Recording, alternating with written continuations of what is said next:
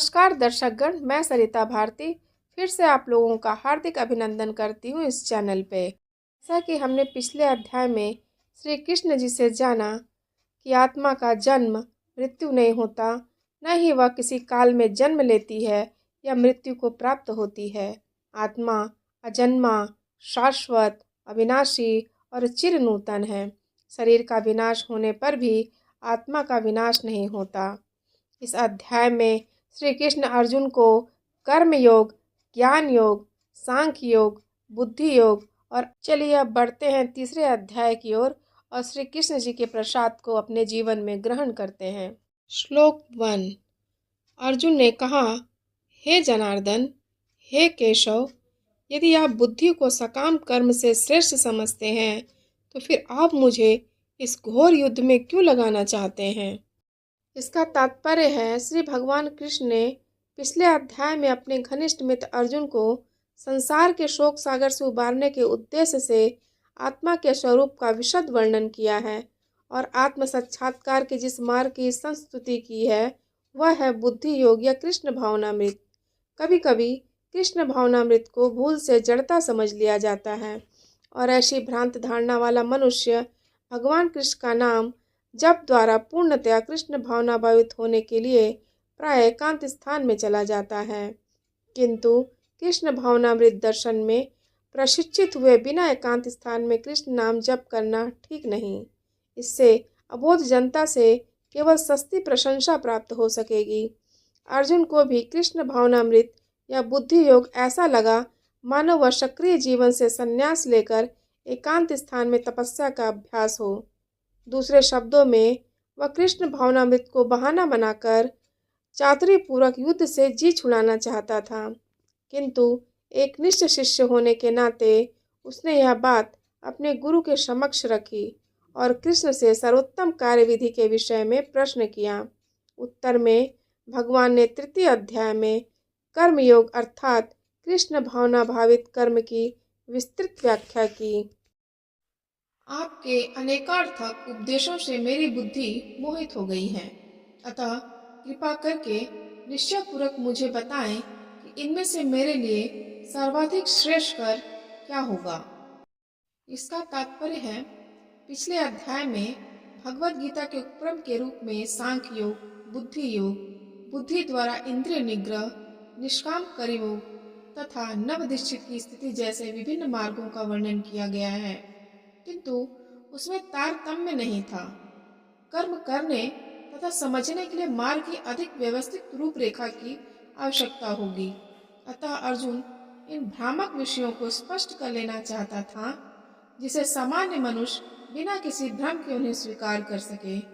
यद्यपि श्री कृष्ण वाक चातुर्य से अर्जुन को चकराना नहीं चाहते थे, किंतु अर्जुन यह नहीं समझ सका कि कृष्ण भावनामृत क्या है, जड़ता है या कि सक्रिय सेवा।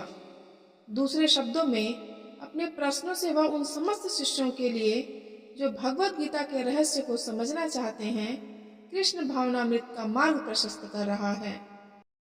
श्री भगवान ने कहा, हे निष्पाप अर्जुन, मैं पहले ही बता चुका हूँ कि आत्म साक्षात्कार का प्रयत्न करने वाले दो प्रकार के पुरुष होते हैं। कुछ इसे ज्ञान योग द्वारा समझने का प्रयत्न करते हैं तो कुछ भक्तिमय सेवा के द्वारा। इसका तात्पर्य है द्वितीय अध्याय के 39वें श्लोक में भगवान ने दो प्रकार की पद्धतियों का उल्लेख किया है, सांख्य योग तथा कर्म योग या बुद्धि योग। इस श्लोक में इनकी और अधिक स्पष्ट विवेचना की गई है।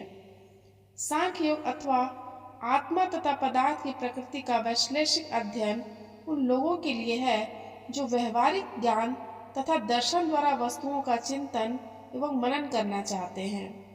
दूसरे प्रकार के लोग कृष्ण भावनामृत में कार्य करते हैं, जैसा कि द्वितीय अध्याय के 61वें श्लोक में बताया गया है। 39वें श्लोक में भी भगवान ने बताया है कि बुद्धि योग या कृष्ण भावनामृत के सिद्धांतों पर चलते हुए मनुष्य कर्म के बंधनों से छूट सकता है तथा इस पद्धति में कोई दोष नहीं है। 61वें श्लोक में इसी सिद्धांत की ओर अधिक स्पष्ट किया गया है कि बुद्धि योग पूर्णतया पर ब्रह्म पर आश्रित है और इस प्रकार से समस्त इंद्रियों को सरलता से वश में किया जा सकता है। अतः दोनों प्रकार के योग धर्म तथा दर्शन के रूप में अन्योनाश्रित है। दर्शन विहीन धर्म मात्र भावुकता या कभी कभी धर्म अंधता है और धर्म विहीन दर्शन मानसिक ऊहापोह है। अंतिम लक्ष्य तो श्री कृष्ण है, क्योंकि जो दार्शनिक जन परम सत्य की खोज करते हैं वे अंततः कृष्ण भावनामृत को प्राप्त होते हैं। इसका भी उल्लेख भगवत गीता में मिलता है। संपूर्ण पद्धति का उद्देश्य परमात्मा के संबंध में अपनी वास्तविक स्थिति को समझ लेना है और इसकी अप्रत्यक्ष पद्धति दार्शनिक चिंतन है, जिसके द्वारा क्रम से कृष्ण भावनामृत तक पहुंचा जा सकता है। प्रत्यक्ष पद्धति में कृष्ण भावनामृत में ही प्रत्येक वस्तु से अपना संबंध जोड़ना होता है। इन दोनों में से कृष्ण भावनामृत का मार्ग श्रेष्ठ है, क्योंकि इसमें दार्शनिक पद्धति द्वारा इंद्रियों को विमल नहीं करना होता।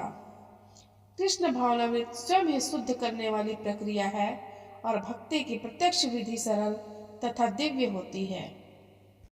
न तो कर्म से विमुख होकर कोई कर्म फल से छुटकारा पा सकता है और न केवल संन्यास से सिद्धि प्राप्त की जा सकती है।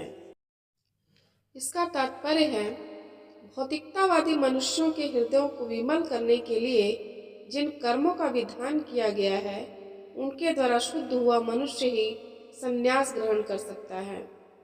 शुद्धि के बिना अनायास संन्यास ग्रहण करने से सफलता नहीं मिल पाती। ज्ञान योगियों के अनुसार संन्यास ग्रहण करने अथवा सकाम कर्म से विरत होने से ही मनुष्य नारायण के समान हो जाता है, किंतु भगवान कृष्ण इस मत का अनुमोदन नहीं करते। हृदय की शुद्धि के बिना संन्यास सामाजिक व्यवस्था में उत्पात उत्पन्न करता है। दूसरी ओर यदि कोई नियत कर्मों को न करके भी भगवान की दिव्य सेवा करता है, तो वह उस मार्ग में जो कुछ भी उन्नति करता है उसे भगवान स्वीकार कर लेते हैं।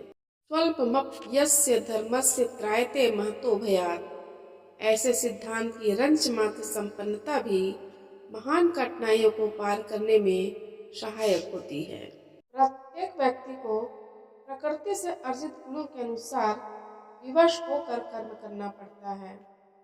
अतः कोई भी एक क्षण भर के लिए भी बिना कर्म किए नहीं रह सकता। इसका तात्पर्य है, यह देहधारी जीवन का प्रश्न नहीं है, अपितु आत्मा का यह स्वभाव है कि वह सदैव सक्रिय रहता है। आत्मा की अनुपस्थिति में भौतिक शरीर हिल भी नहीं सकता। यह शरीर मृत वाहन के समान है जो आत्मा द्वारा चालित होता है, क्योंकि आत्मा सदैव गतिशील रहता है और वह एक क्षण के लिए भी नहीं रुक सकता। अतः आत्मा को कृष्ण भावनामृत के सत्कर्म में प्रवृत्त रखना चाहिए, अन्यथा वह माया द्वारा शासित कार्यों में प्रवृत्त होता रहेगा। माया के संसर्ग में आकर आत्मा भौतिक गुण प्राप्त कर लेता है और आत्मा को ऐसे आकर्षणों से शुद्ध करने के लिए आवश्यक है कि शास्त्रों द्वारा आदिष्ट कर्मों में इसे संलग्न रखा जाए। किंतु यदि आत्मा कृष्ण भावनामृत के अपने स्वाभाविक कर्म में निरत रहता है, तो वह जो भी करता है उसके लिए कल्याणप्रद होता है। श्रीमद् भागवत द्वारा इसकी पुष्टि हुई है। त्यक्त्वा स्वधर्मं चण्डाम्बुजं हरेर्भजन् पक्को वत्पत्ते त्वयदि यत्र को वा भद्रं भूतमुस्य किं को वार्त आप्तो अभजतां स्वधर्मतः। अर्थात यदि कोई कृष्ण भावनामृत अंगीकार कर लेता है, तो वह भले ही शास्त्रानुमोदित कर्मों को न करे अथवा ठीक से भक्ति न करे, और चाहे वह पतित भी हो जाए तो इसमें उसकी हानि या बुराई नहीं होगी। किंतु यदि वह शास्त्रानुमोदित सारे कार्य करे और कृष्ण भावना भावित न हो, तो ये सारे कार्य उसके किस लाभ के हैं। अतः कृष्ण भावनामृत के इस स्तर तक पहुँचने के लिए शुद्धिकरण की प्रक्रिया आवश्यक है। अतएव संन्यास या कोई भी शुद्धिकारी पद्धति कृष्ण भावनामृत के चरम लक्ष्य तक पहुँचने में सहायता देने के लिए है, क्योंकि उसके बिना सब कुछ व्यर्थ है। जो कर्मेंद्रियों को वश में तो करता है, किंतु जिसका मन इंद्रिय विषयों का चिंतन करता रहता है, वह निश्चित रूप से स्वयं को धोखा देता है और इसका तात्पर्य है, ऐसे अनेक मिथ्याचारी व्यक्ति होते हैं जो कृष्ण भावनामृत में कार्य तो नहीं करते, किंतु ध्यान का दिखावा करते हैं, जबकि वास्तव में वे मन में इंद्रिय भोग का चिंतन करते रहते हैं। ऐसे लोग अपने अबोध शिष्यों को बहकाने के लिए शुष्क दर्शन के विषय में भी व्याख्यान दे सकते हैं, किंतु इस श्लोक के अनुसार वे सबसे बड़े धूर्त हैं। इंद्रिय सुख के लिए किसी भी आश्रम में रहकर कर्म किया जा सकता है, किंतु यदि उस विशिष्ट पद का उपयोग विविध विधानों के पालन में किया जाए तो व्यक्ति की क्रमशः आत्मशुद्धि हो सकती है। किंतु जो अपने को योगी बताते हुए इंद्रिय तृप्ति के विषयों की खोज में लगा रहता है, वह सबसे बड़ा धूर्त है। भले ही वह कभी कभी दर्शन का उपदेश क्यों न दे, उसका ज्ञान व्यर्थ है, क्योंकि ऐसे पापी पुरुष के ज्ञान के सारे फल भगवान की माया द्वारा हर लिए जाते हैं। ऐसे धूर्त का चित्त सदैव अशुद्ध रहता है, अतएव उसके यौगिक ध्यान का कोई अर्थ नहीं होता। दूसरी ओर यदि कोई निष्ठावान व्यक्ति अपने मन के द्वारा कर्मेंद्रियों को वश में करने का प्रयत्न करता है और बिना किसी आसक्ति के कर्म योग प्रारंभ करता है, तो वह अति उत्कृष्ट है। इसका तात्पर्य है, लंपट जीवन और इंद्रिय सुख के लिए छद्म योगी का मिथ्या वेश धारण करने की अपेक्षा अपने कर्म में लगे रहकर जीवन लक्ष्य को, जो भव बंधन से मुक्त होकर भगवान धाम को जाना है, प्राप्त करने के लिए कर्म करते रहना अधिक श्रेष्ठकर है। प्रमुख स्वार्थ गति तो विष्णु के पास जाना है। संपूर्ण वर्णाश्रम धर्म का उद्देश्य इसी जीवन लक्ष्य की प्राप्ति है। एक गृहस्थ भी कृष्ण भावनामृत में नियमित सेवा करके इस लक्ष्य तक पहुंच सकता है। आत्म साक्षात्कार के लिए मनुष्य शास्त्रानुमोदित संयमित जीवन बिता सकता है और अनासक्त भाव से अपने कार्य कर सकता है। इस प्रकार वह प्रगति कर सकता है। जो निष्ठावान व्यक्ति इस विधि का पालन करता है, वह उस पाखंडी से कहीं श्रेष्ठ है जो अबोध जनता को ठगने के लिए दिखावटी आध्यात्मिकता का जामा धारण करता है। जीविका के लिए ध्यान धरने वाले प्रवंचक ध्यान की अपेक्षा सड़क पर झाड़ू लगाने वाला निष्ठावान व्यक्ति कहीं अच्छा है। अपना नियत कर्म करो, क्योंकि कर्म न करने की अपेक्षा कर्म करना श्रेष्ठ है। कर्म के बिना तो शरीर निर्वाह भी नहीं हो सकता। ऐसे अनेक छद्म ध्यानी हैं जो अपने आप को उच्च कुलीन बताते हैं, तथा ऐसे बड़े बड़े व्यवसायी व्यक्ति हैं जो झूठा दिखावा करते हैं कि आध्यात्मिक जीवन में प्रगति करने के लिए उन्होंने सर्वस्व त्याग दिया है। श्री कृष्ण यह नहीं चाहते थे कि अर्जुन मिथ्याचारी बने, अपितु वे चाहते थे कि अर्जुन क्षत्रियों के लिए निर्दिष्ट धर्म का पालन करे। अर्जुन गृहस्थ था और एक सेना नायक था, अतः उसके लिए श्रेष्ठकर था कि वह उसी रूप में गृहस्थ क्षत्रिय के लिए निर्दिष्ट धार्मिक कर्तव्यों का पालन करे। ऐसे कार्यों से संसारी मनुष्य का हृदय क्रमशः विमल हो जाता है और वह भौतिक कलमश से मुक्त हो जाता है। श्री विष्णु के लिए यज्ञ रूप में कर्म करना चाहिए, अन्यथा कर्म के द्वारा इस भौतिक जगत में बंधन उत्पन्न होता है। अतः हे कुंती पुत्र, उनकी प्रसन्नता के लिए अपने नियत कर्म करो, इस तरह तुम बंधन से सदा मुक्त रहोगे। इसका तात्पर्य है, चूंकि मनुष्य को शरीर के निर्वाह के लिए भी कर्म करना होता है, अतः विशिष्ट सामाजिक स्थिति तथा गुण को ध्यान में रखकर नियत कर्म इस तरह बनाए गए हैं कि उस उद्देश्य की पूर्ति हो सके। यज्ञ का अर्थ भगवान विष्णु है। सारे यज्ञ भगवान विष्णु की प्रसन्नता के लिए हैं। वेदों का आदेश है, यज्ञो वै विष्णु। दूसरे शब्दों में, चाहे कोई निर्दिष्ट यज्ञ संपन्न करे या प्रत्यक्ष रूप से भगवान विष्णु की सेवा करे, दोनों से एक ही प्रयोजन सिद्ध होता है। अतः जैसा कि इस श्लोक में संस्तुत किया गया है, कृष्ण भावनामृत यज्ञ ही है। वर्णाश्रम धर्म का भी उद्देश्य भगवान विष्णु को प्रसन्न करना है। वर्णाश्रमाचारवता पुरुषेण परः पुमान् विष्णुराराध्यते। अतः भगवान विष्णु की प्रसन्नता के लिए कर्म करना चाहिए। इस जगत में किया जाने वाले अन्य कोई कर्म बंधन का कारण होगा, क्योंकि अच्छे तथा बुरे कर्मों के फल होते हैं। और कोई भी फल कर्म करने वालों को बांध लेता है। अतः कृष्ण को प्रसन्न करने के लिए कृष्ण भावना भावित होना होगा, और जब कोई ऐसा कर्म करता है तो वह मुक्त दशा को प्राप्त रहता है। यही महान कर्म कौशल है, और प्रारंभ में इस विधि में अत्यंत कुशल मार्गदर्शन की आवश्यकता होती है।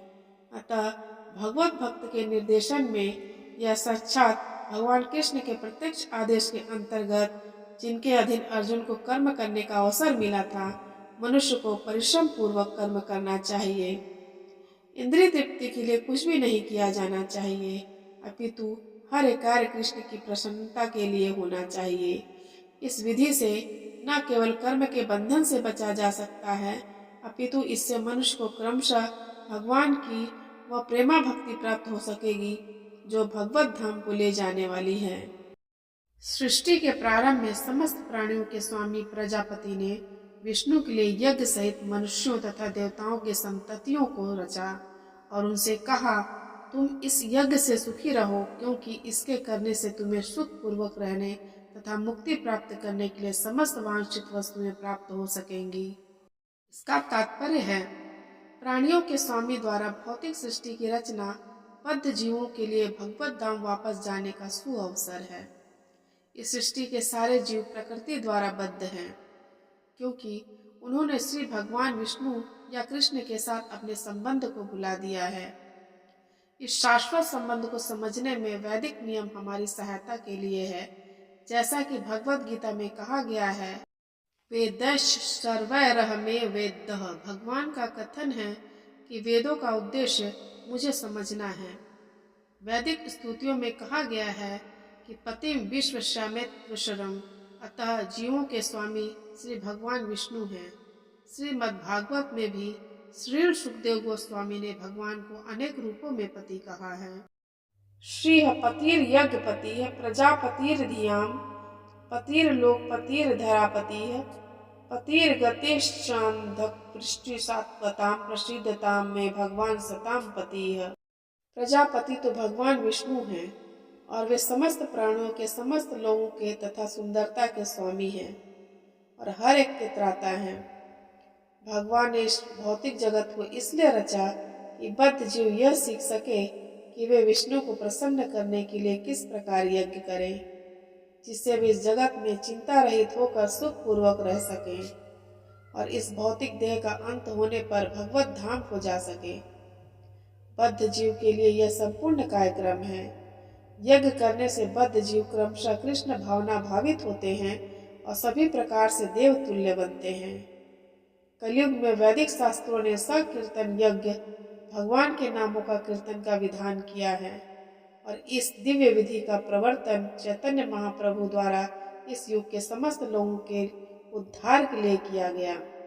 संकीर्तन यज्ञ तथा कृष्ण भावनामृत में अच्छा तालमेल है। श्रीमद् भागवत में संकीर्तन यज्ञ के विशेष प्रसंग में भगवान कृष्ण का अपने भक्त रूप में निम्न प्रकार से उल्लेख हुआ है। कृष्ण वर्णम तीर्षा कृष्णम सांगोपांगास्त्र पार्षदम यज्ञ सकीर्तन प्रायर्यजन्ति ही सुमेधसः। इस कलयुग में जो लोग पर्याप्त बुद्धिमान हैं, वे भगवान की उनके पार्षदों सहित सकीर्तन यज्ञ द्वारा पूजा करेंगे। वेदों में वर्णित अन्य यज्ञों को इस कलिकाल में कर पाना सहज नहीं है, किंतु सकीर्तन यज्ञ सुगम है और सभी दृष्टि से अलौकिक है, जैसा कि भगवत गीता में भी संस्तुति की गई है। यज्ञों के द्वारा प्रसन्न होकर देवता तुम्हें भी प्रसन्न करेंगे और इस तरह मनुष्यों तथा देवताओं के मध्य सहयोग से सबों को संपन्नता प्राप्त होगी। इसका तात्पर्य है, देवतागण संसारिक कार्यों के लिए अधिकार प्राप्त प्रशासक हैं। प्रत्येक जीव द्वारा शरीर धारण करने के लिए आवश्यक वायु, प्रकाश, जल तथा अन्य सारे वर उन देवताओं के अधिकार में हैं, जो भगवान के शरीर के विभिन्न भागों में असंख्य सहायकों के रूप में स्थित हैं। उनकी प्रसन्नता तथा अप्रसन्नता मनुष्यों द्वारा यज्ञ की संपन्नता पर निर्भर है। कुछ यज्ञ किसी विशेष देवताओं को प्रसन्न करने के लिए होते हैं, किंतु तो भी सारे यज्ञों में भगवान विष्णु को प्रमुख भोक्ता की भांति पूजा जाता है। भगवत गीता में यह भी कहा गया है कि भगवान कृष्ण स्वयं सभी प्रकार के यज्ञों के भोक्ता हैं। भोक्तारम यज्ञ तपसाम, अतः समस्त यज्ञों का मुख्य प्रयोजन यज्ञपति को प्रसन्न करना है। जब ये यज्ञ सुचारू रूप से संपन्न किए जाते हैं तो विभिन्न विभागों के अधिकारी देवता प्रसन्न होते हैं और प्राकृतिक पदार्थों का अभाव नहीं रहता। यज्ञों को संपन्न करने से अन्य लाभ भी होते हैं, जिनसे अंततः भवबंधन से मुक्ति मिल जाती है। यज्ञ से सारे कर्म पवित्र हो जाते हैं, जैसा कि वेद वचन है, आहार शुद्धौ सतत्व शुद्धिः सत्व शुद्धौ ध्रुवा स्मृतिः स्मृति लव में सर्वग्रंथिनामाम विप्रमोक्षः। यज्ञ से मनुष्य के खाद्य पदार्थ शुद्ध होते हैं और शुद्ध भोजन करने से मनुष्य जीवन शुद्ध हो जाता है। जीवन शुद्ध होने से स्मृति के सूक्ष्म तंतु शुद्ध होते हैं और स्मृति तंतुओं के शुद्ध होने पर मनुष्य मुक्ति मार्ग का चिंतन कर सकता है और ये सब मिलकर कृष्ण भावनामृत तक पहुंच जाते हैं, जो आज के समाज के लिए सर्वाधिक आवश्यक है। जीवन की विभिन्न आवश्यकताओं की पूर्ति करने वाले विभिन्न देवता यज्ञ संपन्न होने पर प्रसन्न होकर तुम्हारी सारी आवश्यकताओं की पूर्ति करेंगे, किंतु जो इन उपहारों के देवताओं को अर्पित किए बिना भोगता है वह निश्चित रूप से चोर है। तात्पर्य है, देवतागण भगवान विष्णु द्वारा भोग सामग्री प्रदान करने के लिए अधिकृत किए गए हैं, अतः नियत यज्ञों द्वारा उन्हें अवश्य संतुष्ट करना चाहिए। वेदों में भिन्न देवताओं के लिए भिन्न भिन्न प्रकार के यज्ञों की संस्तुति है, किंतु वे सब अंततः भगवान को ही अर्पित किए जाते हैं। किंतु जो यह नहीं समझ सकता कि भगवान क्या है, उसके लिए देव यज्ञ का विधान है। अनुष्ठानकर्ता के भौतिक गुणों के अनुसार वेदों में विभिन्न प्रकार के यज्ञों का विधान है। विभिन्न देवताओं की पूजा भी उसी आधार पर अर्थात गुणों के अनुसार की जाती है। उदाहरण के लिए मांसाहारियों को देवी काली की पूजा करने के लिए कहा जाता है, जो भौतिक प्रकृति की घोर रूपा है, और देवी के समक्ष पशु बलि का आदेश है। किंतु जो सतोगुणी हैं, उनके लिए विष्णु की दिव्य पूजा बताई जाती है। अंततः समस्त यज्ञों का ध्येय उत्तरोत्तर दिव्य पद प्राप्त करना है। सामान्य व्यक्तियों के लिए कम से कम 5 यज्ञ आवश्यक हैं, जिन्हें पंच महायज्ञ कहते हैं। किंतु मनुष्य को यह जानना चाहिए कि जीवन की सारी आवश्यकताएं भगवान के देवता प्रतिनिधियों द्वारा ही पूरी की जाती है। कोई कुछ बना नहीं सकता। उदाहरण के लिए मानव समाज के भोज्य पदार्थों को ले। इन भोज्य पदार्थों में शाकाहारियों के लिए अन्न, फल, शाक, दूध, चीनी आदि हैं, तथा मांसाहारियों के लिए मांसादि, जिनमें से कोई भी पदार्थ मनुष्य नहीं बना सकता। एक और उदाहरण ले, यथा उष्मा, प्रकाश, जल, वायु आदि जो जीवन के लिए आवश्यक है, इनमें परमेश्वर के बिना न तो प्रचुर प्रकाश मिल सकता है, न चांदनी, वर्षा या प्रातःकालीन समीर ही, जिनके बिना मनुष्य जीवित नहीं रह सकता। स्पष्ट है कि हमारा जीवन भगवान द्वारा प्रदत्त वस्तुओं पर आश्रित है। यहाँ तक कि हमें अपने उत्पादन उद्यमों के लिए अनेक कच्चे मालों की आवश्यकता होती है, यथा धातु, गंधक, पारद, मैगजीन तथा अन्य अनेक आवश्यक वस्तुएं, जिनकी पूर्ति भगवान के प्रतिनिधि इस उद्देश्य से करते हैं कि हम उनका समुचित उपयोग करके आत्म साक्षात्कार के लिए अपने आप को स्वस्थ एवं पुष्ट बनाएं, जिससे जीवन का चरम लक्ष्य अर्थात भौतिक जीवन संघर्ष से मुक्ति प्राप्त हो सके। यज्ञ संपन्न करने से मानव जीवन का यह लक्ष्य प्राप्त हो जाता है। यदि हम अपने जीवन उद्देश्यों को भूलकर भगवान के प्रतिनिधियों से अपनी इंद्रिय तृप्ति के लिए वस्तुएं लेते रहेंगे तो इस संसार में अधिकाधिक फंसते जाएंगे, जो कि सृष्टि का उद्देश्य नहीं है। तो निश्चय ही हम चोर हैं और इस तरह हम प्रकृति के नियमों द्वारा दंडित होंगे। चोरों का समाज कभी सुखी नहीं रह सकता, क्योंकि उनका जीवन लक्ष्य नहीं होता। भौतिकतावादी चोरों का कभी भी कोई जीवन लक्ष्य नहीं होता। उन्हें तो केवल इंद्रिय तृप्ति की चिंता रहती है। वे नहीं जानते कि यज्ञ किस तरह किए जाते हैं।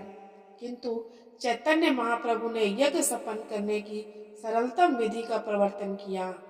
यह है संकीर्तन यज्ञ, जो संसार के किसी भी व्यक्ति द्वारा जो कृष्ण भावनामृत के सिद्धांतों को अंगीकार करता है संपन्न किया जा सकता है। भगवान के भक्त सभी प्रकार के पापों से मुक्त हो जाते हैं क्योंकि वे यज्ञ में अर्पित किए भोजन को ही खाते हैं। अन्य लोग जो अपने इंद्रिय सुख के लिए भोजन बनाते हैं वे निश्चित रूप से पाप खाते हैं। इसका तात्पर्य है भगवत भक्तों या कृष्ण भावना भावित पुरुषों को संत कहा जाता है। वे सदैव भगवत प्रेम में निमग्न रहते हैं। जैसा कि ब्रह्म संहिता में कहा गया है, प्रेमांजन चक्षुरित भक्ति विलोचनेन संतः सदैव हृदयेषु विलोकयन्ति। संतगण श्री भगवान गोविंद या मुकुंद या कृष्ण के प्रगाढ़ प्रेम में मग्न रहने के कारण कोई भी वस्तु परम पुरुष को अर्पित किए बिना ग्रहण नहीं करते। फलतः ऐसे भक्त पृथक पृथक भक्ति साधनों के द्वारा यथा श्रवण कीर्तन स्मरण अर्चन आदि के द्वारा यज्ञ करते रहते हैं, जिससे वे संसार की संपूर्ण पापमयी संगति के कलमश से दूर रहते हैं। अन्य लोग जो अपने लिए या इंद्रिय तृप्ति के लिए भोजन बनाते हैं वह न केवल चोर हैं अपितु सभी प्रकार के पापों को खाने वाले हैं। जो व्यक्ति चोर तथा पापी दोनों हो, भला वह किस तरह सुखी रह सकता है? यह संभव नहीं। अतः सभी प्रकार से सुखी रहने के लिए मनुष्यों को पूर्ण कृष्ण भावनामृत में संकीर्तन यज्ञ करने की सरल विधि बताई जानी चाहिए, अन्यथा संसार में शांति या सुख नहीं हो सकता। सारे प्राणी अन्न पर आश्रित हैं जो वर्षा से उत्पन्न होता है। वर्षा यज्ञ संपन्न करने से होती है और यज्ञ नियत कर्मों से उत्पन्न होता है। इसका तात्पर्य है परमेश्वर जो यज्ञ पुरुष अथवा समस्त यज्ञों के भोक्ता कहलाते हैं, सभी देवताओं के स्वामी हैं और जिस प्रकार शरीर के अंग पूरे शरीर की सेवा करते हैं, उसी तरह सारे देवता उनकी सेवा करते हैं। इंद्र, चंद्र तथा वरुण जैसे देवता भगवान द्वारा नियुक्त अधिकारी हैं जो सांसारिक कार्यों की देखरेख करते हैं।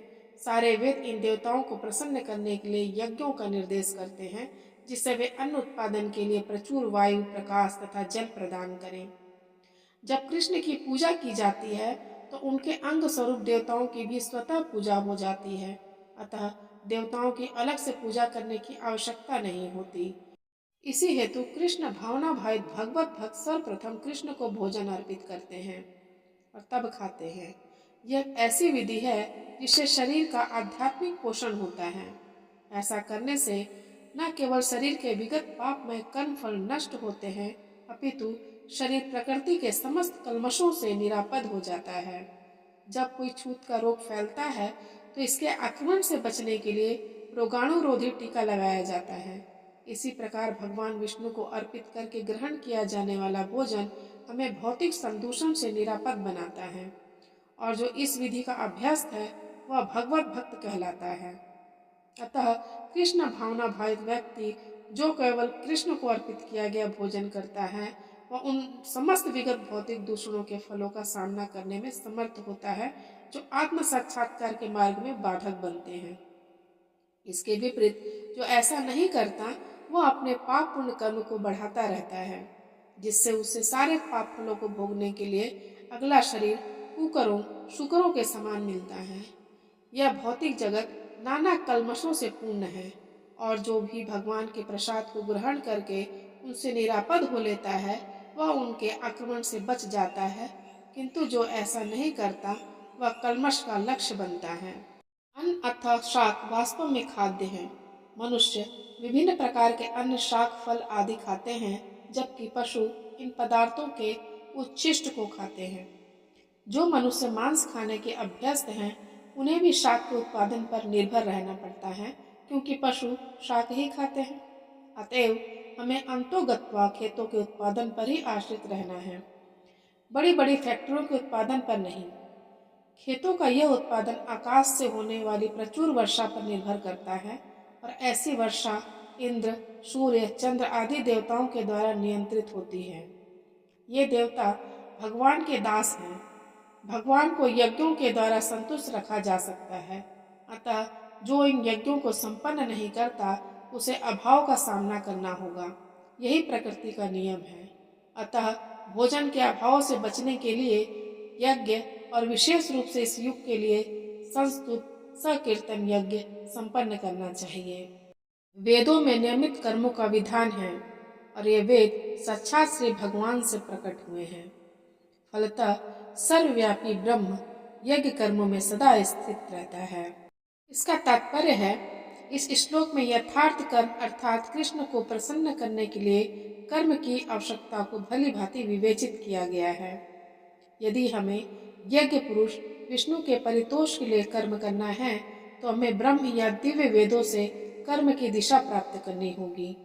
अतः सारे वेद कर्मादेशों की संहिताएं हैं। वेदों के निर्देश के बिना किया गया कोई भी कर्म विकर्म या अवैध तथा पाप पूर्ण कर्म कहलाता है। अतः कर्म फल से बचने के लिए सदैव वेदों से निर्देश प्राप्त करना चाहिए। जिस प्रकार सामान्य जीवन में राज्य के निर्देश के अंतर्गत कार्य करना होता है, उसी प्रकार भगवान के परम राज्य के निर्देशन में कार्य करना चाहिए। वेदों में ऐसे निर्देश भगवान के श्वास ब्रह्म संहिता से प्रमाणित होता है कि सर्वशक्तिमान होने के कारण भगवान अपने श्वास के द्वारा बोल सकते हैं। अपनी प्रत्येक इंद्रिय के द्वारा अन्य समस्त इंद्रियों के कार्य संपन्न कर सकते हैं। दूसरे शब्दों में भगवान अपनी निश्वास के द्वारा बोल सकते हैं और वे अपने नेत्रों से गर्भाधान कर सकते हैं। वस्तुतः यह कहा जाता है कि उन्होंने प्रकृति पर दृष्टिपात किया और समस्त जीवों को गर्भस्थ किया। इस तरह प्रकृति के गर्भ में बद्ध जीवों को प्रविष्ट करने के पश्चात उन्होंने उन्हें वैदिक ज्ञान के रूप में आदेश दिया, जिससे वे भगवत धाम वापस जा सकें। हमें यह सदैव स्मरण रखना चाहिए कि प्रकृति में सारे बद्ध जीव भौतिक भोग के लिए इच्छुक रहते हैं, किंतु वैदिक आदेश इस प्रकार बनाए गए हैं कि मनुष्य अपनी विकृत इच्छाओं की पूर्ति कर सकता है और तथाकथित सुख भोग पूरा करके भगवान के पास लौट सकता है। बद्ध जीवों के लिए मुक्ति प्राप्त करने का यह सुनहरा अवसर होता है। अतः उन्हें चाहिए कि कृष्ण भावना भावित होकर यज्ञ विधि का पालन करें। यहाँ तक कि जो वैदिक आदेशों का पालन नहीं करते, वे भी कृष्ण भावनामृत के सिद्धांतों को ग्रहण कर सकते हैं, जिससे वैदिक यज्ञों या कर्मों की पूर्ति हो जाएगी।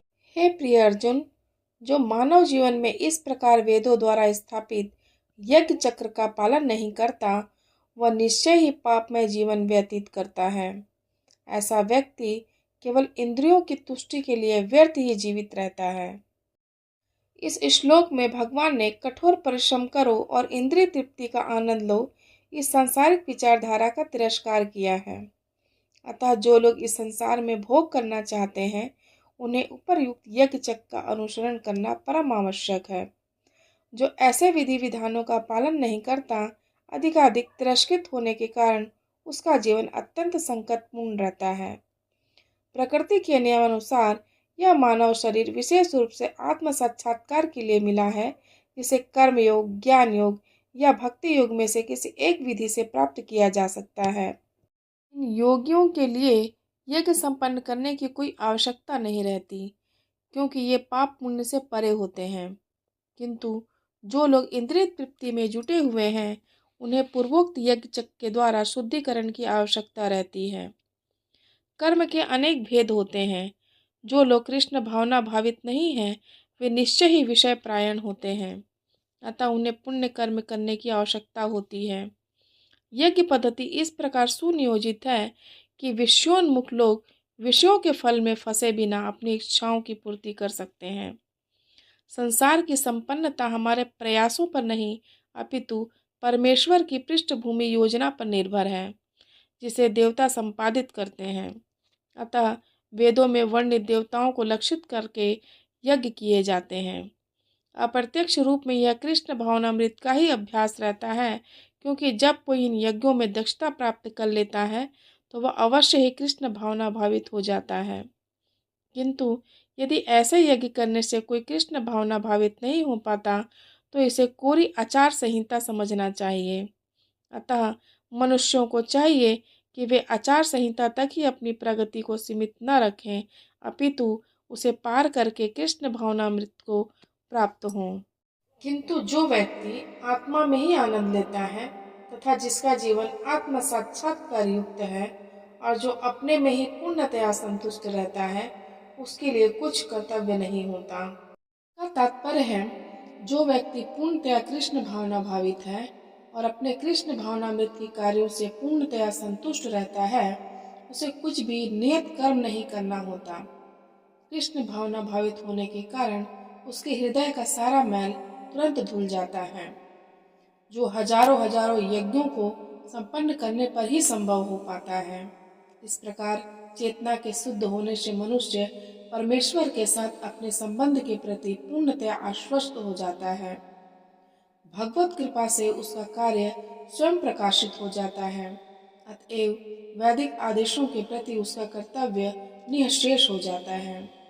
ऐसा कृष्ण भावना भावित व्यक्ति कभी भी भौतिक कार्यों में रुचि नहीं लेता और न ही उसे सुरा सुंदरी तथा अन्य प्रलोभनों में कोई आनंद मिलता है।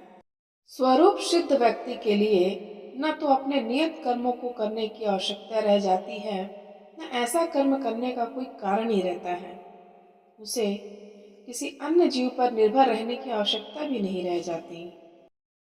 इसका तात्पर्य है, स्वरूप सिद्ध व्यक्ति को कृष्ण भावना भावित कर्म के अतिरिक्त कुछ भी करना नहीं होता। किंतु यह कृष्ण भावनामृत निष्क्रियता भी नहीं है, जैसा कि अगले श्लोकों में बताया जाएगा। कृष्ण भावना भावित व्यक्ति किसी की शरण ग्रहण नहीं करता, चाहे वह मनुष्य हो या देवता। कृष्ण भावनामृत में वह जो भी करता है वही उसके कर्तव्य संपादन के लिए पर्याप्त है। अतः कर्म फल में आसक्त हुए बिना मनुष्य को अपना कर्तव्य समझकर निरंतर कर्म करते रहना चाहिए, क्योंकि अनासक्त होकर कर्म करने से उसे परम ब्रह्म की प्राप्ति होती है। इसका तात्पर्य है, भक्तों के लिए श्री भगवान परम है और निर्विशेषवादियों के लिए मुक्ति परम है। अतः जो व्यक्ति समुचित पथ प्रदर्शन पाकर और कर्म फल से अनासक्त होकर कृष्ण के लिए या कृष्ण भावनामृत में कार्य करता है, वह निश्चित रूप से जीवन लक्ष्य की ओर प्रगति करता है। अर्जुन से कहा जा रहा है कि वह कृष्ण के लिए कुरुक्षेत्र के युद्ध में लड़े, क्योंकि कृष्ण की इच्छा है कि वह ऐसा करे। उत्तम व्यक्ति होना या अहिंसक होना व्यक्तिगत आसक्ति है, किंतु फल की आसक्ति से रहित होकर कार्य करना परमात्मा के लिए कार्य करना है। यह उच्चतम कोटि का पूर्ण कर्म है, जिसकी संस्तुति भगवान कृष्ण ने की है। नियत यज्ञ जैसे वैदिक अनुष्ठान उन पाप कर्मों की शुद्धि के लिए किए जाते हैं जो इंद्रिय तृप्ति के उद्देश्य से किए गए हों, किंतु कृष्ण भावनामृत में जो कर्म किया जाता है वह अच्छे या बुरे कर्म के फलों से परे है। कृष्ण भावना भावित व्यक्ति में फल के प्रति लेश मात्र आसक्ति नहीं रहती, वह तो केवल कृष्ण के लिए कार्य करता है। वह समस्त प्रकार के कर्मों में रत रहकर भी पूर्णतया अनासक्त रहा आता है। जनक जैसे राजाओं ने केवल नियत कर्मों को करने से ही सिद्धि प्राप्त की। अतः सामान्य जनों को शिक्षित करने की दृष्टि से तुम्हें कर्म करना चाहिए। इसका तात्पर्य है, जनक जैसे राजा स्वरूप सिद्ध व्यक्ति थे, अतः वे वेदानुमोदित कर्म करने के लिए बाध्य न थे। तो भी वे लोग सामान्य जनों के समक्ष आदर्श प्रस्तुत करने के उद्देश्य से सारे नियत कर्म करते रहे। जनक सीता जी के पिता तथा भगवान श्री राम के ससुर थे। भगवान के महान भक्त होने के कारण उनकी स्थिति दिव्य थी, किंतु चूंकि वे मिथिला के राजा थे, अतः उन्हें अपनी प्रजा को यह शिक्षा देनी थी कि कर्तव्य पालन किस प्रकार किया जाता है। भगवान कृष्ण तथा उनके शाश्वत सखा अर्जुन को कुरुक्षेत्र के युद्ध में लड़ने की कोई आवश्यकता नहीं थी, किंतु उन्होंने जनता को यह सिखाने के लिए युद्ध किया कि जब सत्य परामर्श असफल हो जाते हैं तो ऐसी स्थिति में हिंसा आवश्यक हो जाती है। कुरुक्षेत्र युद्ध के पूर्व युद्ध निवारण के लिए भगवान तक ने सारे प्रयास किए, किंतु दूसरा पक्ष लड़ने पर तुला था। अतः ऐसे सत्धर्म के लिए युद्ध करना आवश्यक था। यद्यपि कृष्ण भावना भावित व्यक्ति को संसार में कोई रुचि नहीं हो सकती, तो भी वह जनता को यह सिखाने के लिए कि किस तरह रहना और कार्य करना है, कर्म करता रहता है।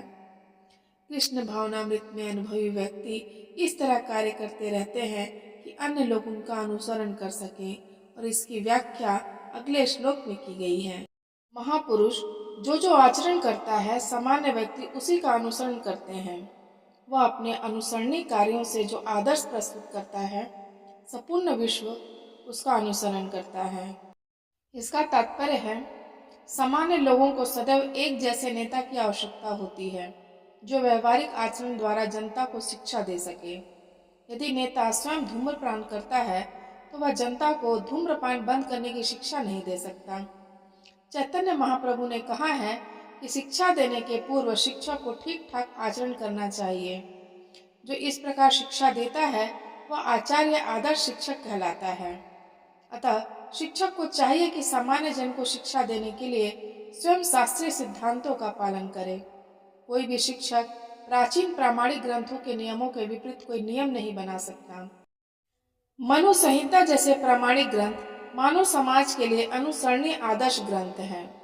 अतः नेता का उपदेश ऐसे आदर्श शास्त्रों के नियमों पर आधारित होना चाहिए।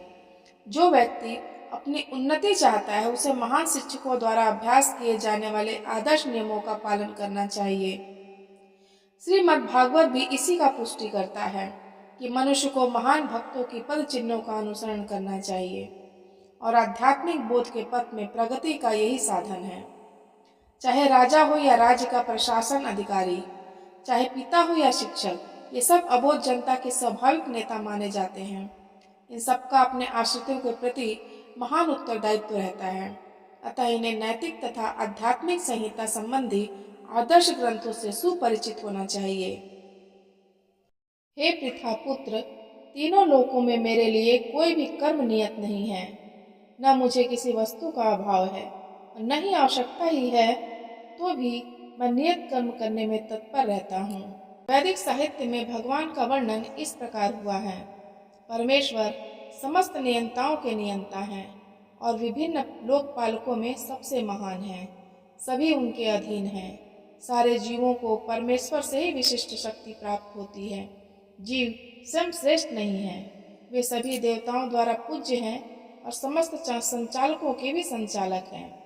अतः वे समस्त भौतिक नेताओं तथा नियंताओं से बढ़कर हैं और सबों द्वारा आराध्य हैं। उनसे बढ़कर कोई नहीं। वे ही समस्त कारणों के कारण हैं। उनका शारीरिक स्वरूप सामान्य जीव जैसा नहीं होता। उनके शरीर तथा आत्मा में कोई अंतर नहीं है। वे परम हैं। उनकी सारी इंद्रियां दिव्य हैं। उनकी कोई भी इंद्रिय अन्य किसी इंद्रिय का कार्य संपन्न कर सकती है। अतः न तो कोई उनसे बढ़कर है, न ही उनके तुल्य है। उनकी शक्तियां बहुरूपणी हैं। फलतः उनके सारे कार्य प्राकृतिक अनुक्रम के अनुसार संपन्न हो जाते हैं। भगवान में प्रत्येक वस्तु ऐश्वर्य से परिपूर्ण रहती है और पूर्ण सत्य से ओतप्रोत रहती है। अतः उनके लिए कोई कर्तव्य करने की आवश्यकता नहीं रहती। जिसे अपने कर्म का फल पाना है, उसके लिए कुछ न कुछ कर्म नियत रहता है। परंतु जो तीनों लोकों में कुछ भी प्राप्त करने की इच्छा नहीं रखता, उसके लिए निश्चय ही कोई कर्तव्य नहीं रहता। फिर भी क्षत्रियों के नायक के रूप में भगवान कृष्ण कुरुक्षेत्र के युद्ध भूमि में कार्यरत हैं, क्योंकि क्षत्रियों का धर्म है कि दीन दुखियों को आश्रय प्रदान करें। यद्यपि वे शास्त्रों के विधि विधानों से सर्वथा ऊपर हैं, फिर भी वे ऐसा कुछ भी नहीं करते जो शास्त्रों के विरुद्ध हो।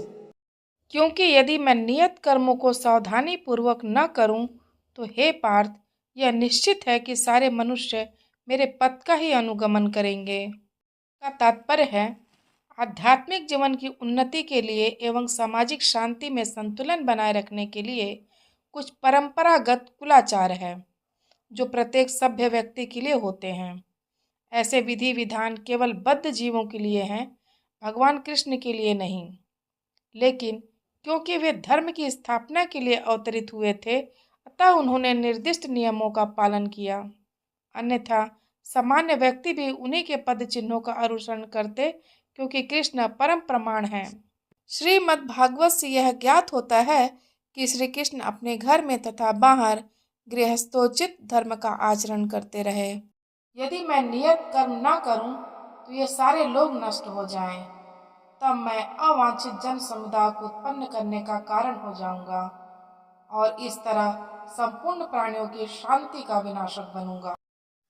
इसका तात्पर्य है, वर्ण संकर अवांछित जन समुदाय है जो सामान्य समाज की शांति को भंग करता है। इस सामाजिक अशांति को रोकने के लिए अनेक विधि विधान हैं, जिनके द्वारा स्वतः ही जनता आध्यात्मिक प्रगति के लिए शांत तथा सुव्यवस्थित हो जाती है। जब भगवान कृष्ण अवतरित होते हैं तो स्वाभाविक है कि वे ऐसे महत्वपूर्ण कार्यों की प्रतिष्ठा तथा अनिवार्यता बनाए रखने के लिए इन विधि विधानों के अनुसार आचरण करते हैं। भगवान समस्त जीवों के पिता हैं और यदि वे जीव पथ भ्रष्ट हो जाए तो अप्रत्यक्ष रूप से यह उत्तरदायित्व उन्हीं का है। अतः जब ये विधि विधानों का अनादर होता है तो भगवान स्वयं समाज को सुधारने के लिए अवतरित होते हैं। किंतु हमें ध्यान देना होगा कि यद्यपि हमें भगवान के पद चिन्हों का अनुसरण करना है, तो भी हम उनका अनुकरण नहीं कर सकते। अनुसरण और अनुकरण एक से नहीं होते। हम गोवर्धन पर्वत उठाकर भगवान का अनुकरण नहीं कर सकते, जैसा कि भगवान ने अपने बाल्यकाल में किया था। ऐसा कर पाना किसी भी मनुष्य के लिए संभव नहीं। हमें उनके उपदेशों का पालन करना चाहिए, किंतु किसी भी समय हमें उनका अनुकरण नहीं करना है। श्रीमद् भागवत में इसकी पुष्टि की गई है कि मनुष्य को भगवान तथा उनके द्वारा शक्ति प्रदत्त सेवकों के उपदेशों का मात्र पालन करना चाहिए। उनके उपदेश हमारे लिए अच्छे हैं और कोई भी बुद्धिमान पुरुष बताई गई विधि से उनको कार्यान्वित करेगा।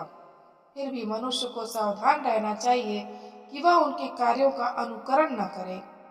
उसे शिव जी के अनुकरण में विष का समुद्र नहीं पी लेना चाहिए। हमें सदैव ईश्वरों की या सूर्य तथा चंद्रमा की गतियों को वास्तव में नियंत्रित कर सकने वालों की स्थिति को श्रेष्ठ मानना चाहिए। ऐसी शक्ति के बिना कोई भी सर्वशक्तिमान ईश्वरों का अनुकरण नहीं कर सकता। शिव जी ने सागर तक के विष का पान कर लिया, किंतु यदि कोई सामान्य व्यक्ति विष की एक बूंद भी पीने का प्रयत्न करेगा तो वह मर जाएगा। शिव जी के अनेक छद्म भक्त हैं जो गांजा तथा ऐसी अन्य मादक वस्तुओं का सेवन करते रहते हैं, किंतु वे यह भूल जाते हैं कि इस प्रकार शिव जी का अनुकरण करके वे अपनी मृत्यु को निकट बुला रहे हैं। इसी प्रकार भगवान कृष्ण के भी अनेक छद्म भक्त हैं जो भगवान की रास लीला या प्रेम नृत्य का अनुकरण करना चाहते हैं, किंतु यह भूल जाते हैं कि वे गोवर्धन पर्वत को धारण नहीं कर सकते। अतः सबसे अच्छा तो यही होगा कि लोग शक्तिमान का अनुकरण न करके केवल उनके उपदेशों का पालन करें, न ही बिना किसी योग्यता के किसी को उनका स्थान ग्रहण करने का प्रयत्न करना चाहिए। ऐसे अनेक ईश्वर के अवतार हैं जिनमें भगवान की शक्ति नहीं होती। इस प्रकार अज्ञानी जन फल की आसक्ति से कार्य करते हैं, उसी तरह विद्वान जनों को चाहिए कि वे लोगों को उचित पथ पर ले जाने के लिए अनासक्त रहकर कार्य करें। इसका तात्पर्य है एक कृष्ण भावना भावित मनुष्य तथा एक कृष्ण भावनाहीन व्यक्ति में केवल इच्छाओं का भेद होता है। कृष्ण भावना भावित व्यक्ति कभी ऐसा कोई कार्य नहीं करता जो कृष्ण भावनामृत के विकास में सहायक न हो।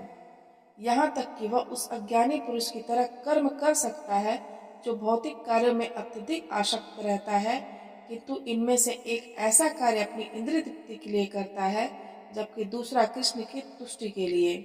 अतः कृष्ण भावना भावित व्यक्ति को चाहिए कि वह लोगों को यह प्रदर्शित करे कि किस तरह कार्य किया जाता है और किस तरह कर्म फलों को कृष्ण भावनामृत के कार्य में नियोजित किया जाता है। विद्वान व्यक्ति को चाहिए कि वह सकाम कर्मों में आसक्त अज्ञानी पुरुषों को कर्म करने से रोके नहीं, ताकि उनके मन विचलित न हो, अपितु भक्ति भाव से कर्म करते हुए वह उन्हें सभी प्रकार के कार्यों में लगाए जिससे कृष्ण भावनामृत का क्रमिक विकास हो। इसका तात्पर्य है वैदश्च सर्वैरः में वेदः। यह सिद्धांत संपूर्ण वैदिक अनुष्ठानों की पराकाष्ठा है।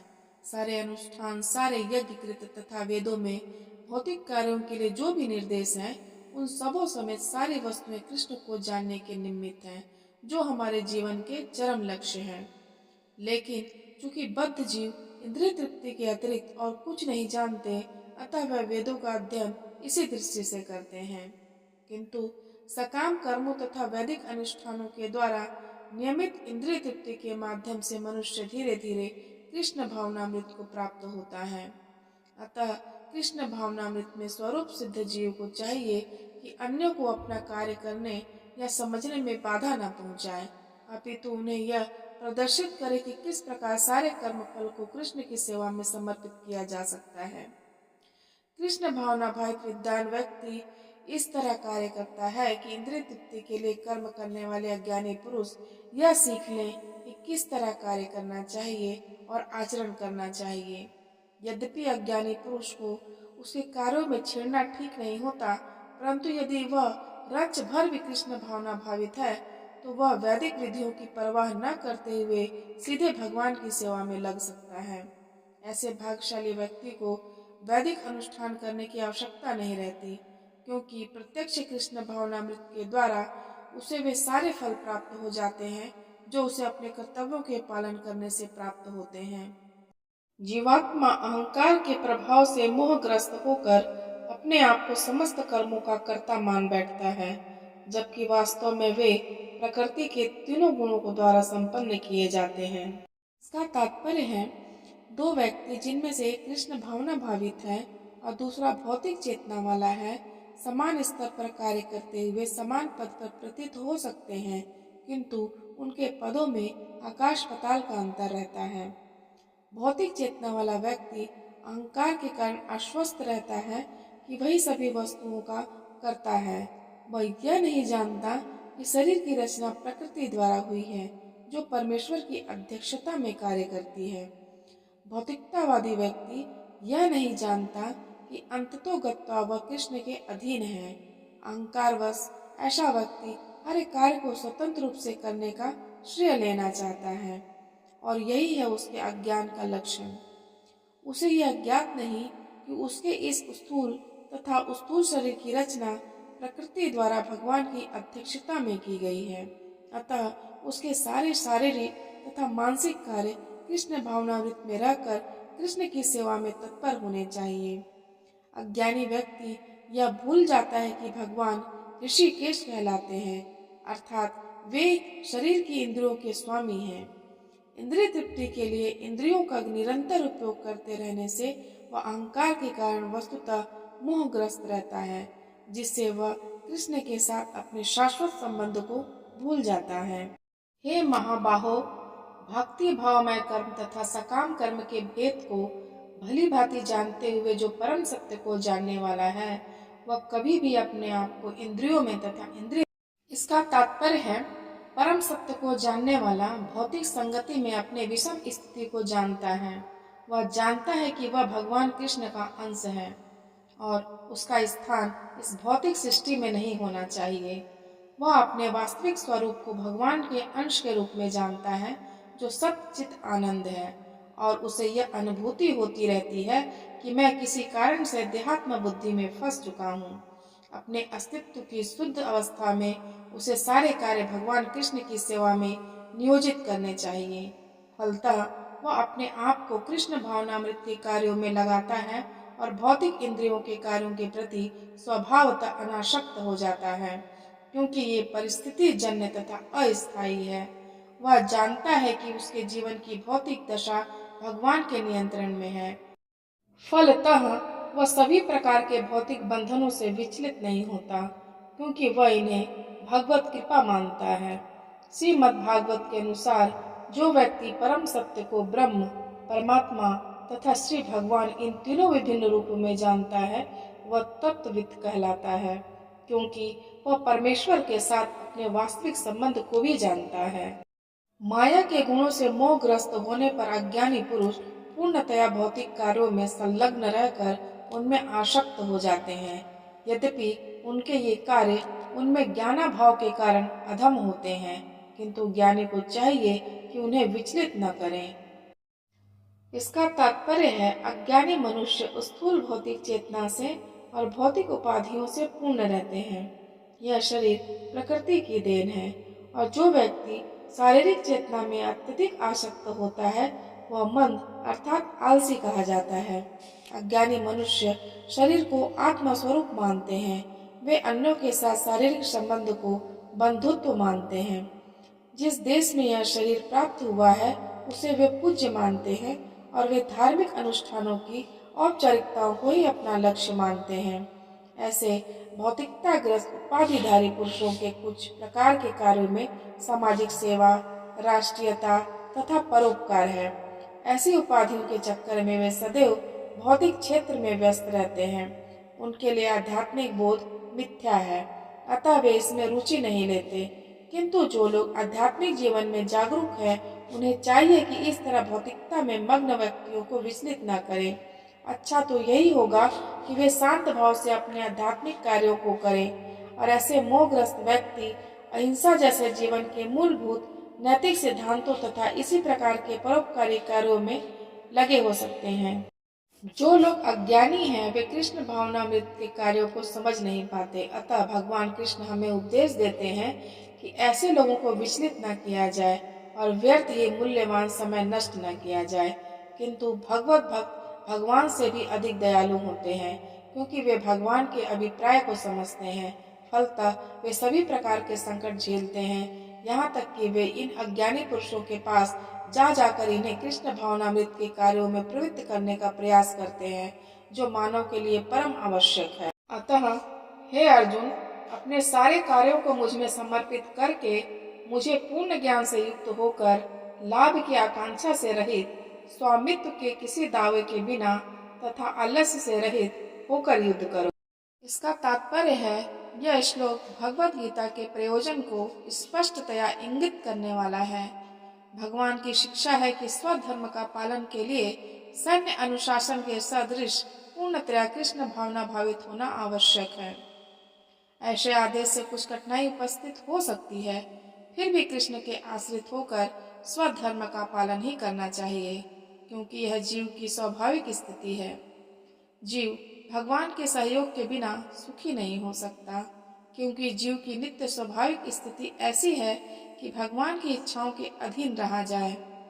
अतः श्री कृष्ण ने अर्जुन को युद्ध करने का इस तरह आदेश दिया मानो भगवान उसके सेना नायक हों। परमेश्वर की इच्छा के लिए मनुष्य को सर्वस्व की बलि करनी होती है और साथ ही स्वामित्व जताए बिना स्वधर्म का पालन करना होता है। अर्जुन को भगवान के आदेश का मात्र पालन करना था।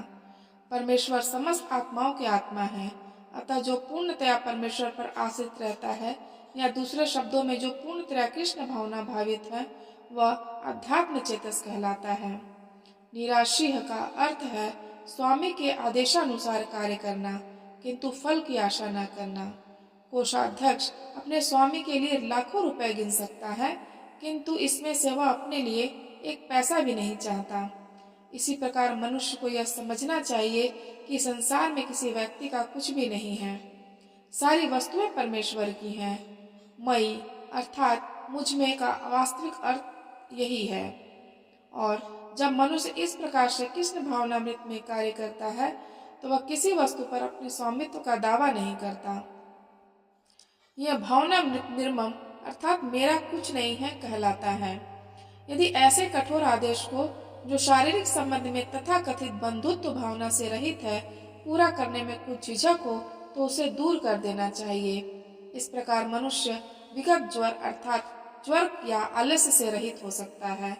अपने गुण तथा स्थिति के अनुसार प्रत्येक व्यक्ति को विशेष प्रकार का कार्य करना होता है, और ऐसे कर्तव्यों का पालन कृष्ण भावना भावित होकर किया जा सकता है। इससे मुक्ति का मार्ग प्रशस्त हो जाएगा।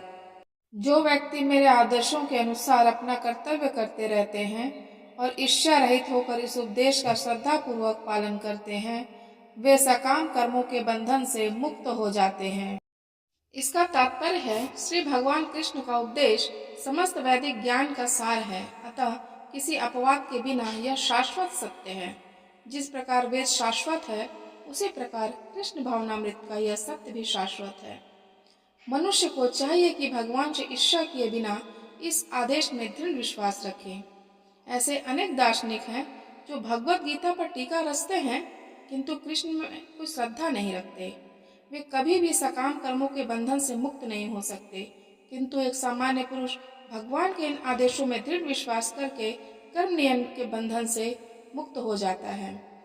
भले ही वह इन आदेशों का ठीक से पालन न कर पाए, कृष्ण भावनामृत के प्रारंभ में भले ही कृष्ण के आदेशों का पूर्णतया पालन न हो पाए, किंतु चूंकि मनुष्य इस नियम से रुष्ट नहीं होता और पराजय तथा निराशा का विचार किए बिना निष्ठापूर्वक कार्य करता है, अतः वह विशुद्ध कृष्ण भावनामृत को प्राप्त होता है। किंतु जो ईर्ष्यावश इन उपदेशों की उपेक्षा करते हैं और इनका पालन नहीं करते, उन्हें समस्त ज्ञान से रहित, दिग्भ्रमित तथा सिद्धि के प्रयासों में नष्ट भ्रष्ट समझना चाहिए। इसका तात्पर्य है यहाँ पर कृष्ण भावना भावित न होने के दोष का स्पष्ट कथन है। जिस प्रकार परम अधिशासी की आज्ञा के उल्लंघन के लिए दंड होता है, उसी प्रकार भगवान के आदेश के प्रति अवज्ञा के लिए भी दंड है। अवज्ञाकारी व्यक्ति चाहे कितना ही बड़ा क्यों न हो, वह शून्य हृदय होने से आत्मा के प्रति तथा परम ब्रह्म, परमात्मा एवं श्री भगवान के प्रति अनभिज्ञ रहता है। अतः ऐसे व्यक्ति से जीवन की सार्थकता की आशा नहीं की जा सकती। ज्ञानी पुरुष भी अपनी प्रकृति के अनुसार कार्य करता है, क्योंकि सभी प्राणी तीनों गुणों से प्राप्त अपनी प्रकृति का ही अनुसरण करते हैं। भला दमन से क्या हो सकता है?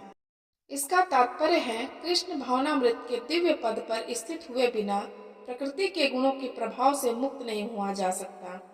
जैसा कि स्वयं भगवान ने 7वें अध्याय में कहा है, अतः सांसारिक धरातल पर बड़े से बड़े शिक्षित व्यक्ति के लिए केवल सैद्धांतिक ज्ञान से आत्मा को शरीर से पृथक करके माया के बंधन से निकल पाना असंभव है।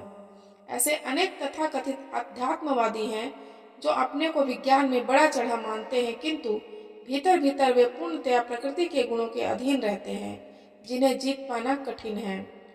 ज्ञान की दृष्टि से कोई कितना ही विद्वान क्यों न हो, किंतु भौतिक प्रकृति की दीर्घकालीन संगति के कारण वह बंधन में रहता है। प्रत्येक इंद्रिय तथा उसके विषय से संबंधित राग द्वेष को व्यवस्थित करने के नियम होते हैं। मनुष्य को ऐसे राग तथा द्वेष के वशीभूत नहीं होना चाहिए, क्योंकि ये आत्म साक्षात्कार के मार्ग में अवरोधक है। इसका तात्पर्य है, जो लोग कृष्ण भावना भावित हैं, वे स्वभाव से भौतिक इंद्रिय तृप्ति में रत होने में झिझकते हैं, किंतु जिन लोगों की ऐसी भावना न हो, उन्हें शास्त्रों के यम नियमों का पालन करना चाहिए। अनियंत्रित इंद्रिय भोग ही भौतिक बंधन का कारण है, किंतु जो शास्त्रों के यम नियमों का पालन करता है, वह इंद्रिय विषयों में नहीं फंसता। उदाहरण के लिए यौन सुख बद्ध जीव के लिए आवश्यक है और विवाह संबंध के अंतर्गत यौन सुख की छूट दी जाती है। शास्त्रीय आदेशों के अनुसार अपनी पत्नी के अतिरिक्त अन्य किसी स्त्री के साथ यौन संबंध वर्जित है। अन्य सभी स्त्रियों को अपनी माता मानना चाहिए, किंतु इन आदेशों के होते हुए भी मनुष्य अन्य स्त्रियों के साथ यौन संबंध स्थापित करना चाहता है। इन प्रवृत्तियों को दमित करना होगा, अन्यथा वे आत्म साक्षात्कार के मार्ग में बाधक होंगी। जब तक यह भौतिक शरीर रहता है, तब तक शरीर की आवश्यकताओं को यम नियमों के अंतर्गत पूर्ण करने की छूट दी जाती है, किंतु फिर भी हमें ऐसी छूटों के नियंत्रण पर विश्वास नहीं करना चाहिए। मनुष्य को अनासक्त रहकर इन यम नियमों का पालन करना होता है, क्योंकि नियमों के अंतर्गत इंद्रिय तृप्ति का अभ्यास भी उसे पथ भ्रष्ट कर सकता है। जिस प्रकार कि राजमार्ग तक में दुर्घटना की संभावना बनी रहती है। भले ही इन मार्गों की कितनी ही सावधानी से देखभाल क्यों न की जाए, किंतु इसकी कोई गारंटी नहीं दे सकता कि सबसे सुरक्षित मार्ग पर भी कोई खतरा नहीं होगा। भौतिक संगति के कारण अत्यंत दीर्घ काल से इंद्रिय सुख की भावना कार्य कर रही है। अतः सभी प्रकार से नियमित इंद्रिय भोग के लिए किसी भी आसक्ति से बचना चाहिए, लेकिन कृष्ण भावनामृत ऐसा है कि इसके प्रति आसक्ति से या सदैव कृष्ण की प्रेमा भक्ति में कार्य करते रहने से सभी प्रकार के इंद्रिय कार्यों से विरक्ति हो जाती है। अतः मनुष्य को चाहिए कि वह किसी भी अवस्था में कृष्ण भावनामृत से विरक्त होने की चेष्टा न करे। समस्त प्रकार की इंद्रिय आसक्ति से विरक्ति का उद्देश्य अंततः कृष्ण भावनामृत के पद पर आसीन होना है। अपने नियत कर्मों को दोषपूर्ण ढंग से संपन्न करना भी अन्य के कर्मों को भली भांति करने से श्रेष्ठकर है। स्वयं कर्मों को करते हुए मरना पराय कर्मों में प्रवृत्त होने की अपेक्षा श्रेष्ठतर है, क्योंकि अन्य किसी के मार्ग का अनुसरण भयावह होता है। इसका तात्पर्य है, अतः मनुष्य को चाहिए कि वह अन्यों के लिए नियत कर्मों की अपेक्षा अपने नियत कर्मों को कृष्ण भावनामृत में करे। भौतिक दृष्टि से नियत कर्म मनुष्य की मनोवैज्ञानिक दशा के अनुसार भौतिक प्रकृति के गुणों के अधीन आदिष्ट कर्म है। आध्यात्मिक कर्म गुरु द्वारा कृष्ण की दिव्य सेवा के लिए आदेशित होते हैं। किंतु चाहे भौतिक कर्म हो या आध्यात्मिक कर्म, मनुष्य को मृत्यु पर्यंत अपने नियत कर्मों में दृढ़ रहना चाहिए। अन्य के निर्धारित कर्मों का अनुकरण नहीं करना चाहिए। आध्यात्मिक तथा भौतिक स्तरों पर ये कर्म भिन्न भिन्न हो सकते हैं, किंतु कर्ता के लिए किसी प्रामाणिक निर्देशन के पालन का सिद्धांत उत्तम होगा। जब मनुष्य प्रकृति के गुणों के वशीभूत हो तो उसे विशेष अवस्था के लिए नियमों का पालन करना चाहिए। उसे अन्यों का अनुकरण नहीं करना चाहिए। नियमों का पालन करने वाले ब्राह्मण का अनुकरण नहीं। हर व्यक्ति को एकाएक नहीं अपितु क्रमशः अपने हृदय को स्वच्छ बनाना चाहिए। किंतु जब मनुष्य प्रकृति के गुणों को लांघ कर कृष्ण भावनामृत में पूर्णतया लीन हो जाता है तो वह प्रामाणिक गुरु के निर्देशन में सब कुछ कर सकता है। कृष्ण भावनामृत की पूर्ण स्थिति में एक क्षत्रिय ब्राह्मण की तरह और एक ब्राह्मण क्षत्रिय की तरह कर्म कर सकता है।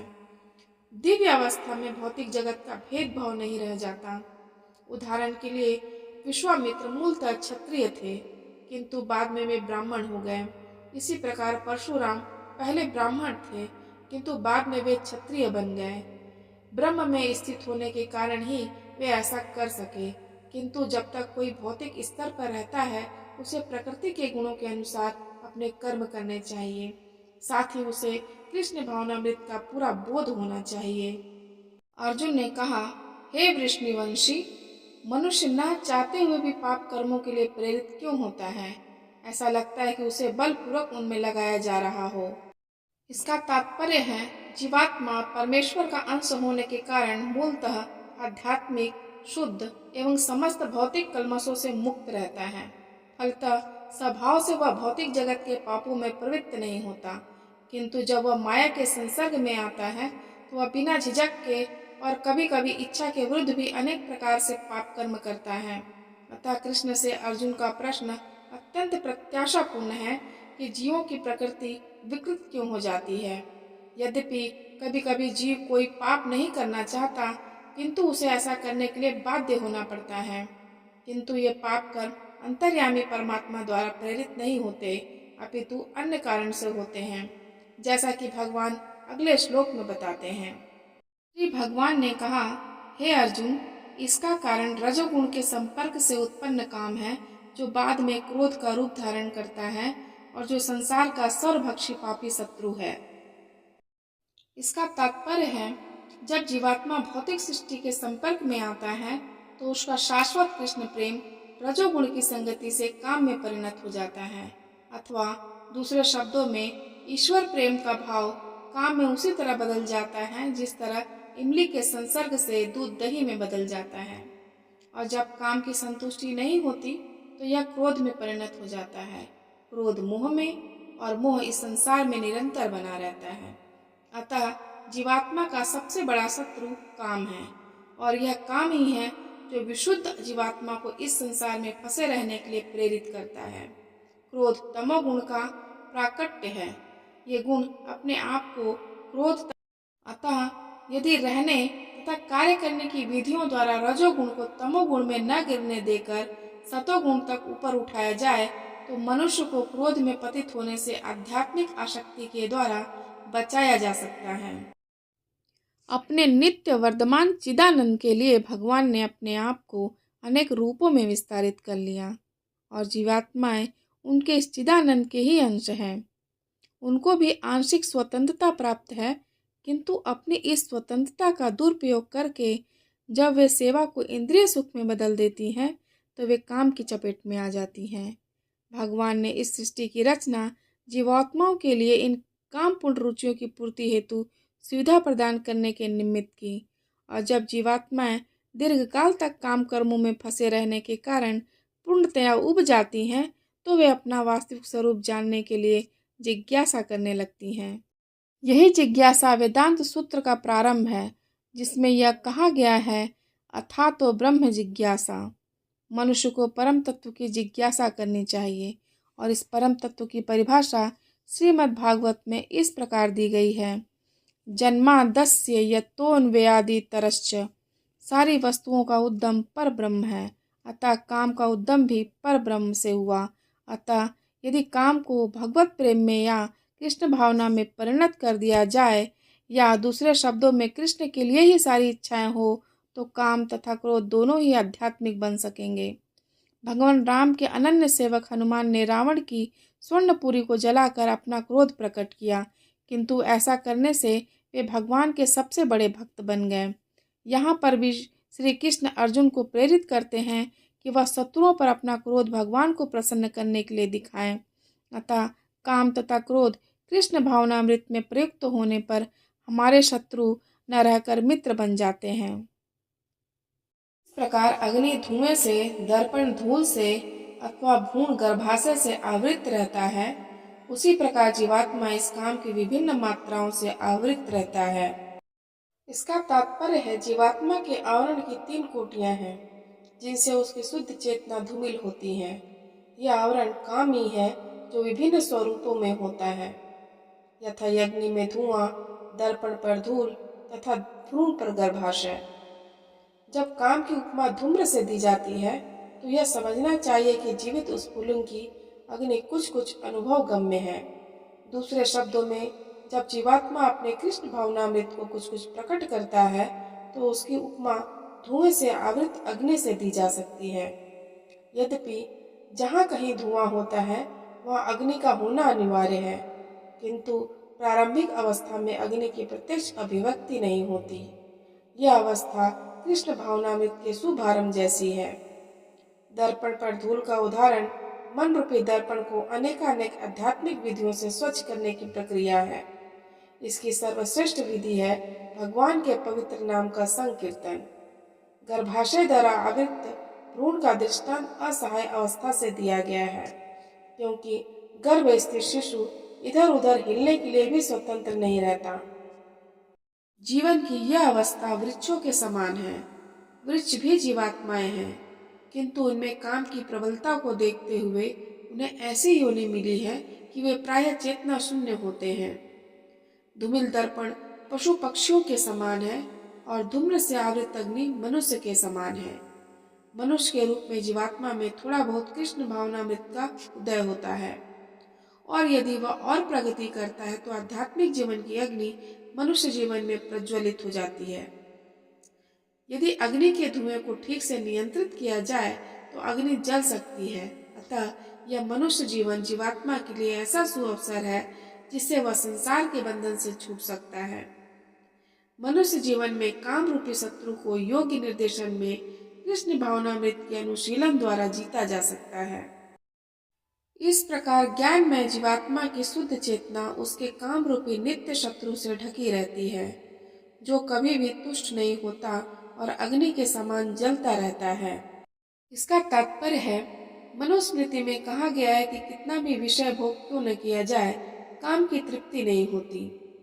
जिस प्रकार की निरंतर ईंधन डालने से अग्नि कभी नहीं बुझती, भौतिक जगत में समस्त कार्यकलापों का केंद्र बिंदु काम सुख है। अतः इस जगत को मैथुनागार या विषय जीवन की हथकड़ियां कहा गया है। एक सामान्य बंदीगृह में अपराधियों को छड़ों के भीतर रखा जाता है। इसी प्रकार जो अपराधी भगवान के नियमों की अवज्ञा करते हैं, वे मैथुन जीवन द्वारा बंदी बनाए जाते हैं। इंद्रिय तृप्ति के आधार पर भौतिक सभ्यता की प्रगति का अर्थ है इस जगत में जीवात्मा की बंधन अवधि को बढ़ाना। अतः यह काम अज्ञान का प्रतीक है, जिसके द्वारा जीवात्मा को इस संसार में रखा जाता है। इंद्रिय तृप्ति का भोग करते समय हो सकता है कि कुछ प्रसन्नता की अनुभूति हो, किंतु यह प्रसन्नता की अनुभूति ही इंद्रिय भोक्ता का चरम शत्रु है। इंद्रियां, मन तथा बुद्धि इस काम के निवास स्थान हैं। इनके द्वारा यह काम जीवात्मा के वास्तविक ज्ञान को ढककर उसे मोहित कर लेता है। इसका तात्पर्य है, चूंकि शत्रु ने बद्ध जीव के शरीर के विभिन्न सामरिक स्थानों पर अपना अधिकार कर लिया है, अतः भगवान कृष्ण उन स्थानों का संकेत कर रहे हैं, जिससे शत्रु को जीतने वाला यह जान ले कि शत्रु कहाँ पर है। मन समस्त इंद्रियों के कार्यकलापों का केंद्र बिंदु है। अतः जब हम इंद्रिय विषयों के संबंध में सुनते हैं, तो मन इंद्रिय तृप्ति के समस्त भावों का आगार बन जाता है। इस तरह मन तथा इंद्रियां काम की शरण स्थली बन जाते हैं।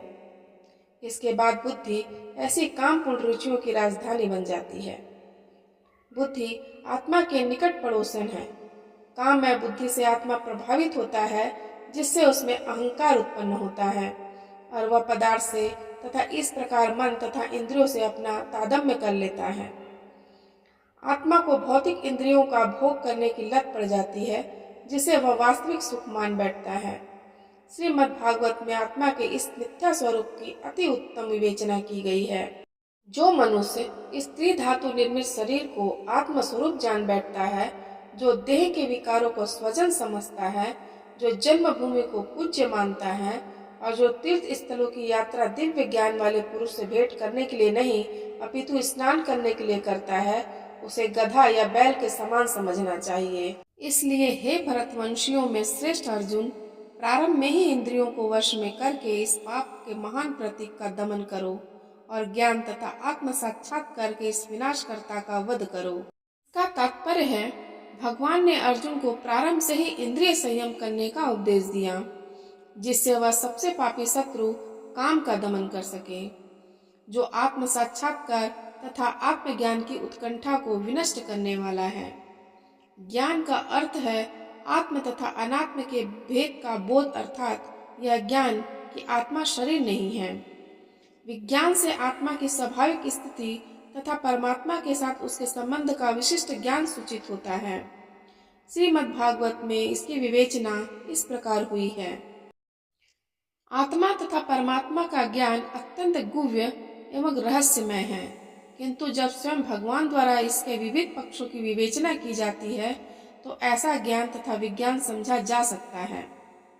भगवत गीता हमें आत्मा का सामान्य तथा विशिष्ट ज्ञान प्रदान करती है। जीव भगवान के भिन्न अंश हैं, अतः वे भगवान की सेवा के लिए हैं। यह चेतना कृष्ण भावनामृत कहलाती है। अतः मनुष्य को जीवन के प्रारंभ से इस कृष्ण भावनामृत को सीखना होता है, जिससे वह पूर्णतया कृष्ण भावना भावित होकर तदनुसार कर्म करे। काम ईश्वर प्रेम का विकृत प्रतिबिंब है और प्रत्येक जीव के लिए स्वाभाविक है, किंतु यदि किसी को प्रारंभ से ही कृष्ण भावनामृत की शिक्षा दी जाए तो प्राकृतिक ईश्वर प्रेम काम के रूप में विकृत नहीं हो सकता। एक बार ईश्वर प्रेम के काम के रूप में विकृत हो जाने पर इसके मौलिक स्वरूप को पुनः प्राप्त कर पाना दुस्साध्य हो जाता है। फिर भी कृष्ण भावनामृत इतना शक्तिशाली होता है कि विलंब से प्रारंभ करने वाला भी भक्ति के विधि विधानों का पालन करके ईश्वर प्रेमी बन सकता है। अतः जीवन की किसी भी अवस्था में या जब भी इसकी अनिवार्यता समझी जाए, मनुष्य कृष्ण भावनामृत या भगवत भक्ति के द्वारा इंद्रियों को वश में करना प्रारंभ कर सकता है और काम को भगवत प्रेम में बदल सकता है, जो मानव जीवन की पूर्णता की चरम अवस्था है। कर्मेंद्रियां जड़ पदार्थ की अपेक्षा श्रेष्ठ हैं। मन इंद्रियों से बढ़कर है, बुद्धि मन से भी उच्च है और आत्मा बुद्धि से भी बढ़कर है। कर्मेंद्रियां जड़ पदार्थ की अपेक्षा श्रेष्ठ हैं। मन इंद्रियों से बढ़कर है, बुद्धि मन से भी उच्च है और आत्मा बुद्धि से भी बढ़कर है। अतः आत्मा इंद्रिय विषयों, इंद्रियों, मन तथा बुद्धि इन सब के ऊपर है। अतः सारी समस्या का हल यह है कि आत्मा के स्वरूप को प्रत्यक्ष समझा जाए। मनुष्य को चाहिए कि बुद्धि के द्वारा आत्मा की स्वाभाविक स्थिति को ढूंढे और फिर मन को निरंतर कृष्ण भावनामृत में लगाए रखें। इससे सारी समस्या हल हो जाती है। सामान्यतः नवदीक्षित अध्यात्मवादी को इंद्रिय विषयों से दूर रहने की सलाह दी जाती है, किंतु इसके साथ साथ मनुष्य को अपनी बुद्धि का उपयोग करके मन को सशक्त बनाना होता है। यदि कोई बुद्धि पूर्वक अपने मन को भगवान के शरणागत होकर कृष्ण भावनामृत में लगाता है तो मन स्वतः सशक्त हो जाता है। और यद्यपि इंद्रियां सर्प के समान अत्यंत बलिष्ठ होती हैं, किंतु ऐसा करने पर वे दंत विहीन सांपों के समान अशक्त हो जाएंगी।